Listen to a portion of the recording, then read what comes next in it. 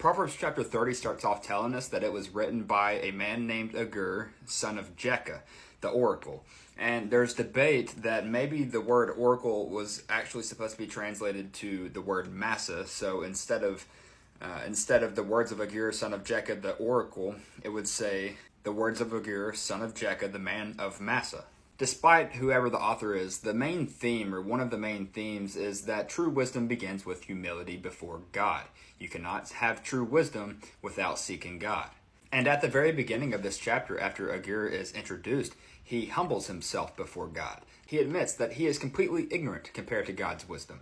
Agur also asks two things of God in this chapter, starting in verse 7. It says, "Two things I ask of you, deny them not to me before I die.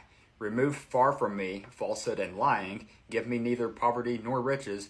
Feed me with the food that is needful for me." And the reason for this is found in verse 9. It says, "Lest I be full and deny you and say, 'Who is the Lord?' Or lest I be poor and steal and profane the name of my God." The rest of the chapter discusses a variety of topics. It discusses not disrespecting your parents because that is foolish. And it talks about self-control within conflict. It talks about God's word being flawless and how if you add to it or take away from it, you will be exposed as a liar. Final book of Proverbs, which is Proverbs chapter 31, of course, is split up into two sections. The first section is giving counsel to a king. The second section is a famous portrait of a virtuous woman. What a virtuous woman is supposed to look like in her daily life, the way she lives it out. Starting with the first section, it's regarding King Lemuel, and it says that his mother is the one giving him the advice.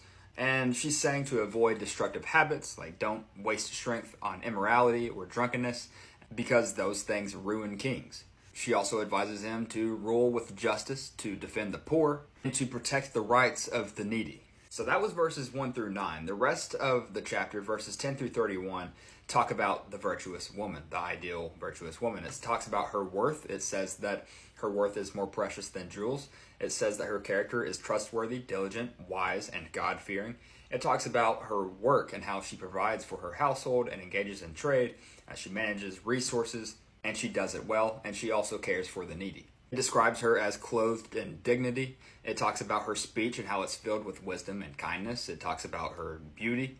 It also talks about her reputation. And at the end of it all, it talks about her reward. It says that she is celebrated by her family and she is honored publicly for her works, and that is her reward.